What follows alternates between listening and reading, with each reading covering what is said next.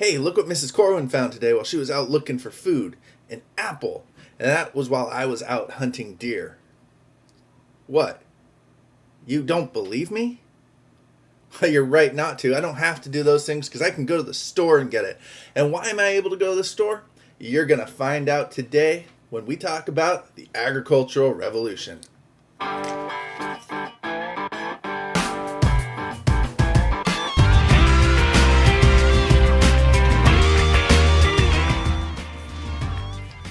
Good morning, good afternoon, good evening, wherever you are, whenever you are. Today's video, all about the agricultural revolution, which was a huge change in how people got their food in history. So, before the agricultural revolution started, most people got their foods by foraging for them. Sometimes we refer to this foraging as hunting and gathering. And you can notice in my awesome picture here that the people who were doing the hunting were typically the men, and the people who were doing the gathering were typically the women. And this is how they got their food. They would go out and hunt. They would go out and pick berries and fruit and look for roots, and they would use those for eating. So that's how it started, right? And eventually people realized that they were able to plant seeds in the ground, and those seeds would sprout new plants. And it's interesting to note here that the people who probably noticed this were not men, but were probably women, because women were the ones who were doing the foraging in the first place. And they were probably the ones that noticed that, hey, look, where a seed falls, new plants grow. So once people learned how to plant food, they wanted to plant the best food. And some of the things they would do is they would notice that, hey, look, this plant here is really big, and this plant here is really small. We don't want this plant here. So we're going to take the seeds from this plant and plant them in the ground so that we get more big plants. This process of changing the type of plants that were there, making plants more useful for humans, is called domestication. And that's an important word for you. Domestication. Domestication is where you change an organism to make it more useful for humans. And it's important to notice that domestication doesn't just happen in plants, but it happens in animals as well. People have changed all kinds of animals to make them more useful for humans, right? If you have a pet at home, you've got a cat or a dog, those are domesticated animals. You know, they are not able to live in nature, but they've been bred so that they are, able to live in homes with people.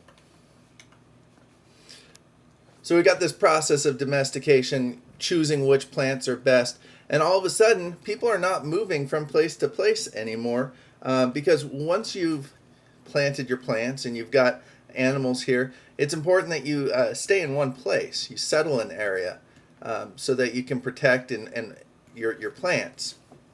So people started to live or settle in one place, which was different. When people were foraging or hunting and gathering, they would move from place to place. They would follow the herds of animals, or they would follow where the plants were growing. So it was really important for them to go from place to place. But once you grow your own plants and you are raising your own animals, you no longer have to go from place to place. So people start to live in one area. So once people are living in one area, they typically settled near water,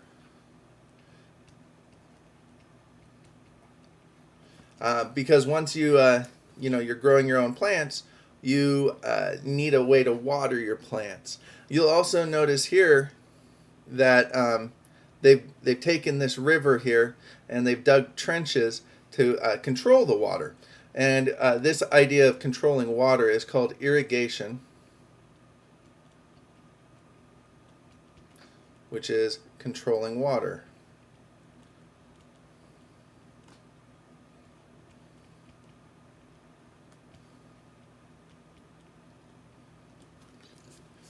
So they wanted to control the water so they could bring their the water to the plants they were trying to grow.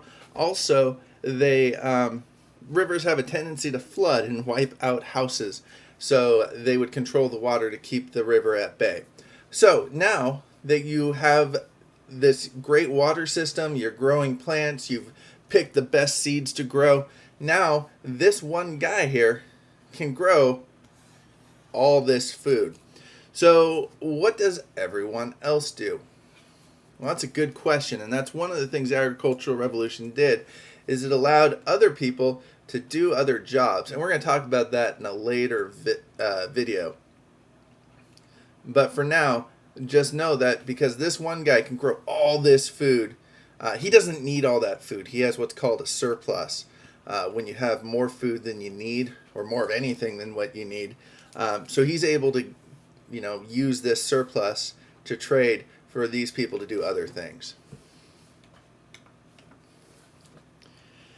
Now, it's important to realize this did not happen overnight, right? If we got a timeline here, and let's say this started here, people are hunting and gathering, let's say around 4,000 BC, right?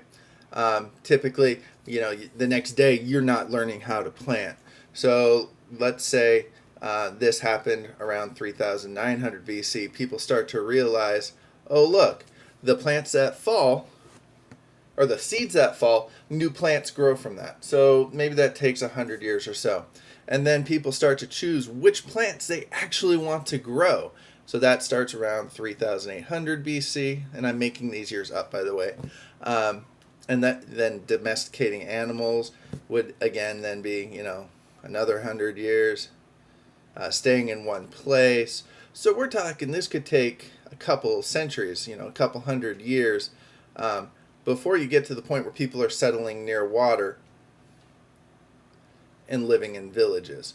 So really important to realize this was not something that happened overnight. It happened over a couple of hundred years in the places that it happened. So where did it happen? Well, it happened all over the world, and it happened at different places and different times. And what they grew largely depended on what grew there naturally. So if you take a look in North America here, you'll see that they grew corn because that's what grew naturally in the area, and it's what they learned how to grow. In South America, it was all about the potatoes because that's what grew naturally in that area. In Western Africa, people domesticated yams. In Asia, it was rice.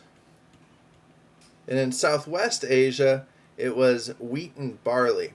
Because these are the things that grew naturally in these areas. It's what people learned how to grow, and it's what they used to plant. But remember, domestication is not just about plants. Domestication also is animals. You can domesticate animals as well. And you can see here in Asia and Europe, people domesticated horses, sheep, cows, goats. And you also notice that most of these domesticated animals, in fact all of them that you're seeing here, are in the Eastern Hemisphere. Over here in the Western Hemisphere, there were not a lot of domesticatable animals that were good for human use. And that's going to be important later on in history. So when did the agricultural revolution happen? Well, that depends on where you were at. If you were in Mesopotamia, that happened sometime around 3,600 BC. In Egypt, down here, it happened, in 3,200 BC. In the Indus River Valley, you're talking 2,600 BC. So when the agricultural revolution, it happened in different times in different places. Were you paying attention? Answer the next couple of questions to find out. Question Question number 1. What is domestication? Question number 2. What types of plants and animals were domesticated? Question number 3. What did the agricultural revolution change?